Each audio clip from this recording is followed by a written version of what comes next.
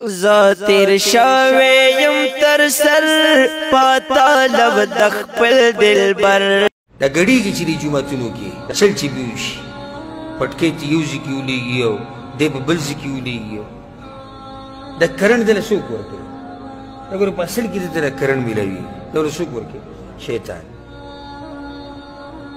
او دا کارو دا خستکی شیطان خواری چی دا دیسی اوشو نو شیطان بیا مرسته کوي د دې مشرکانو په دغه خزعبلاتو خورولو کې. امام غزالی رحمه الله چې څومره مقرب او مقبول شخصیت دی تمام امت کې، عرب او عجم کې مسلم شخصیت دی. احیاء علوم الدین دریم جلد کې په وجد باندې مستقل رساله لیکي، څه د پاسه 100 صفحات په دې موضوع باندې لیکي او په هغې کې وایي وقد يحمل من مجلسه 400 جنازه. کله به داسې وشول چې د داود علیه السلام د یو صحبت نه به 800 جنازې د مړو روانې شوې. دا څه حال راته ورباندې ملا صاحب طالب صاحب دا چېرته د شیخ الحدیث یا د شاهد علم شریعت په یوه اداره کې د چا د خولې نه ژړا اورېدلې ده، تا تې آه اورېدلی، تا تې اوه اورېدلی چې نن د صوفیاو په مجلس کې د خولې نه د آه او د اوه جړا پورته کېږي، آواز او فغان پورته کېږي، ستا په خوله خندا راځي. افسوس ستا په حال. محمد مصطفی صلی الله علیه وسلم حالات د وجې د وسعت صدر نه چې دا مبارک سینه ډېره کوله وه، دا لوی دریابونه به راتلل، د ده په سینو کې به راجم شول، رحمت مرکز و.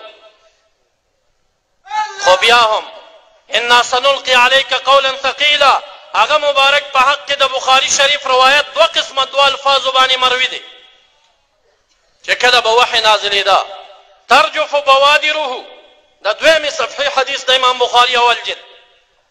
رستو کتاب التفسیر کې بیا حدیث راخلی، 2م جلد کې حدیث بیا مبارک مکرری الفاظ دا دي ترجف فؤاده چې کله به د وحی نزول کېده نو د رسول الله مبارک دا اوږه او د اوږې دا پله او دا هډوکې به داسې شلقېده او رپېده به. ای خندېدونکې انسانه که ته د رسول الله مبارک مجلس کې د وحی د نزول په ټیم باندې وې او بیا دا هم ورکې راځي وکانه یغطو مبارک باندې به چې وحی نازلېده د خولې نه به یې د غتیت آواز خطه. غتیت څه شی دی؟ کله چې سړی اوده شي او سینه یې قوي وي او د سینې نه یو آواز راخیږي، مبارک د خولې نه به داسې آواز پورته کېده، تا به بیا هغې آواز پورې هم خندلی، ځکه چې رسول الله مبارک باندې خو هم یو حال په یو وخت کې راغلی دی. او 2م روایت کې راځي ترجف فؤاده، فؤاد به یې رپېده.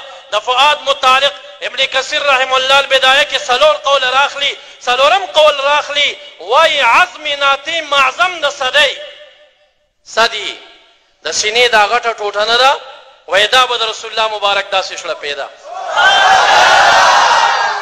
دا د سینې شړپېدل تا د سیفیانو نه بغیر په بل دربار کې هم چېرته کتلي دي چې نن دې پورې مسکا او خندا کېږي. د رحمت للعالمین فؤاد به رپېده، په فؤاد کې یا باطن القلب دی یا عین د قلب دی یا عین قلب دی. 4م قول دا راخلي چې فؤاد دا هغه ټوټه د غوښې ده چې کومه سینه کې بهر ته راوتې وي، د رسول الله مبارک دغه ټوټه د غوښې به داسې شړقېده او پړپېده.